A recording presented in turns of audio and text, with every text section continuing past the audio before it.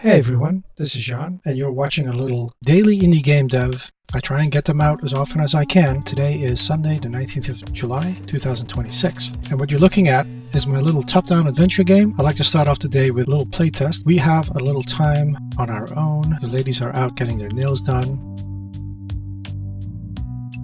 If you've been following along, then you may notice that I've got a couple of new things. I've got a little shimmering in the water, and I've got my my prompt with UI that fits the theme of the game, and you know, just the usual. Got a little elf running around. You can go. He's pretty flexible. You can walk. I don't have a sneaking animation yet, but you can walk very slowly, because one of the things I wanted to do for my little game is we have these really nice controllers, right? And we have an analog stick. Yet I myself am guilty of wanting to play on the D-pad as I grew up for certain kinds of games, like this one. And that excludes all of the advantages an analog stick brings. For example, in a 3D game, you can walk very slowly, you can run. And I thought like, oh, that'd be a really nice thing to have, right? The running is still attached to a button with Super Mario control, like you fire off an attack. You keep holding it, now you can't attack anymore, but you can run. This is like one of those things I want to have, like to be able to sneak around and hide. That'd be cool. But back to today, where we are at. Sip of coffee. I've rearranged my my desk, my space is all new. I've got my dual monitor set up again, but for the first time ever, I've got one rotated 90 degrees, so it's a completely different setup. It's very nice actually. It keeps things nice and compact, yet you got way more space up and down this time. Last I made a video, I talked about making some tough decisions and putting things up on the chopping block. And that is when Roberto Game Designs, he gave me this pro tip. Like, I found it useful to have two separate to-do lists, one for complex tasks, mechanics that can take weeks or months, and one for quick and simple tasks. And that is what I'm going to do right away, because I've got a pretty good week lined up where I might be able to get a lot of things done. The worst thing is, of course, is when every day you're just kind of stumbling along and getting distracted with something shiny, and then you spend hours on it and you don't really finish it. So we need to be organized. So let's set up a plan, thanks to Roberto tip here, and let's organize what I thought of while I was at the office the other day. Last Wednesday, I decided to just write up a slew of things to do. Let's bring this right up here. This is the Freeform app by Apple. It comes with every Apple device. I always make a very large rectangle and I lock it over here so that I don't have that white in my eyes the whole time. We got a bunch of stuff here. Let's start organizing. Let's put it like that. So Friday, we made a decision to axe dialogues, branching dialogues in particular. Why? I was spending too much time on it. I love writing these branching dialogues, but the amount of time I spent on it is not helpful in moving the game forward. It just has me wandering off into daydreaming about what the story could be, when I clearly don't have much of a story except for like get from point A to point B. There's going to be puzzles in between, figure them out. That's kind of it. And so to then slow myself down and daydream, if like me you're making a game in your spare time, you know, you just, these are some of the tough calls that we're going to have to make. I had a little play test earlier today, and of course I went to one of the characters, one of the NPCs that you can talk to, and I have to say it hurt just going through that dialogue and how much work I've put in, and just thinking like, all of this is going to have to go. Let's get another one going. Let's mix up the colors a bit. So the second thing I wrote down is create a cave. This is the northeast across the water cave. Let's put these all over. Next one. There's a couple of simple slime enemies that came with a pack. There's a different pack that I got which has really nice pixel art soldiers that would fit with my little game. I'd love to use those too. The hardest part, of course, about enemies is how are they going to move around? And this is the part where I'm like, I'm going to have to think about this. So the slime enemy could just be a simple enemy that doesn't move at all. So at least I have one simple enemy. This is on my list of things to do. Next. Oh wait, I need colors. More animations.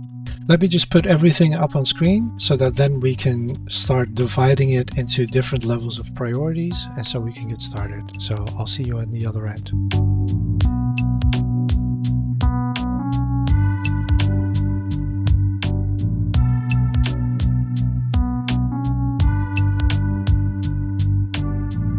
And we're back. Little interruption from the ladies, but you know, donuts. Can't say no to that. And some extra coffee. Alright, we got a couple of categories here. We got the high priority, medium to low, and this is hard, time consuming. Hard, time consuming? Getting enemies to behave? I have no idea how to do this. Like, I have enemies that kind of behave in a different part of this level, but they use the nav mesh, and the nav mesh is not working for me, so I'm gonna have to try something else, something a bit more basic. New camera system. Is that legible for you guys? A new camera system that would optimize the game. Not very important right now. Definitely it needs to happen, because if you can get 75% savings on stuff in your level, you know, that's kind of huge. Gamepad. So I still get this feeling of I like it, I don't like it, I like it, I don't like it, of the hand with the crystal ball and the prompt. And I am very fond of the asset pack that I got last week, which is all these different gamepads and like animations for buttons that I didn't realize how to make them work until I tried to make my own animation. Then I was like, you know, that's why you put those buttons there like that. Just add them in my game engine afterwards. So this is not necessarily hard, but it's definitely time consuming. And this options, the option menu, Cobra Code put a tutorial out just the other day. I've seen some others. That is definitely going to be a bit trickier, I think. Is that all of them? All right, so let's go over to high prio. In order for a version 1 to work, as I decided last Friday, cut all the branching stories, like cut that out. Simple story, press A for the next bit of text, press A again, get to the end of the little thing they have to say, get the quest, get out of the cave. That is the plan, right? Which means, how am I going to do that? I've thought about it, and I think the quickest, easiest way would be to simply copy the data tables, you know, give them a different name, obviously, but then everything stays in place. And then I simply use what I want, but connect it either to new lines or to specific lines, and then delete the branches from there. I think that would be the fastest way to go about this, and just edit what I already have without having to make it from scratch, which is the time consuming part, right? We can do this. This is definitely, I should do that first. Can I maybe?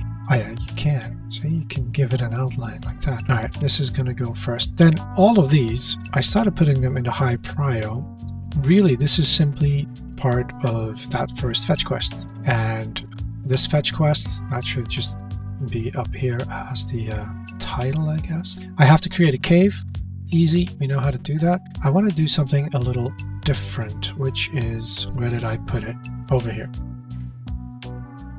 A fog of war, if you will. I had this idea, like I want the cave to be a lot bigger than one screen, but then at the same time I'm like, well, is there a way for me to block off, like give you a single screen, like this is your little puzzle, but you can't actually see everything. Like you want to have a little bit of the sense of discovery. And so I thought of this fog of war where you just block off areas of that single screen until you step inside that room. I think, what game did that really well? I think it's StarCraft 2. So how are we going to do that? Well, it just so happens that in a earlier version of the game, I thought of the same thing. Like, what if you can't see inside a room until you've been there once? So I thought of a simple picture that you drop on top, which is the roof. And when you go inside, it turns invisible and we remove it from the level. We can do that. This is gonna, I'm actually looking forward to trying to implement that. There should be a simple enemy in the cave. I think there should already be enemies on the first screen as soon as possible, but it should definitely be an enemy in the cave. And what better enemy than the hello world of action RPGs, the slime. You should complete the quests. Actually, let's just put in complete quest, receive the shield. I'm already thinking like, why do I keep the shield? Because it's such a Zelda thing. Like, can I not step away from that? I'd like to step away from it, but it would make perfect sense for the section, which is the the ridge run area where boulders are falling, and the only way for you to survive it is to have a shield. It doesn't mean you have to keep the shield. It could just be for that one area, just for you to pass that. Is this important? Yeah, it is. We need to set up a page where we can post things on a platform where we can sell things. It's going to be a first step towards that. Don't have anything to sell. Maybe I'll make some art. Who knows? But I need to at least learn how to make myself approachable on the platforms where people are. And so this is in the high prio. The medium prio. Sneaking around. I just mentioned it. I think I should put it in the game. Like, let's do that. Is that important? No, but it should be in there. It's part of the feel of the game. It adds character. Even if you're not going to use sneaking as a mechanic, it adds character. And that's kind of cool. Same with the end of run slide animation that I really want, because I'll just very quickly jump in. Look, I'm running. I stop. I'm running. I like this, but when I let go, see that? Run. Let go of running. Like there should be a little slide across the floor and then you walk. I think I have an idea how to program that, but I'm not sure. But I think we can do it.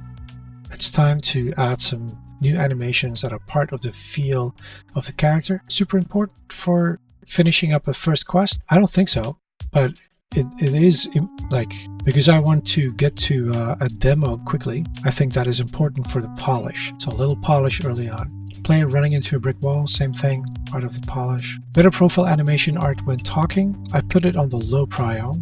This is definitely for the polish stage before the demo, where we set the tone of what the game is going to look like. I need to do more Krita, the art program. I need to get better at it. I'm going to make some promotional art for my game inspired by a particular era. I need to make the menus more part of the world, just like I did with the hand and the crystal ball instead of just a gamepad on screen. Need to do that. That crystal ball hand thing is just an image with that blinks. The other buttons should also have prompts, because there's a specific prompt where it tells you to push the A button, which of course doesn't exist on this one already. Is that very important right now? No. I really want the hand to have a little bit more animation and flair to it. Low prio. And that, you guys, that is different lists of importance for some of the many things that I have to do and that I'll be doing in the next week or so. Highlight button. Oh wait. I just said you were over here. And then let's add improve HUD. Add animated hearts.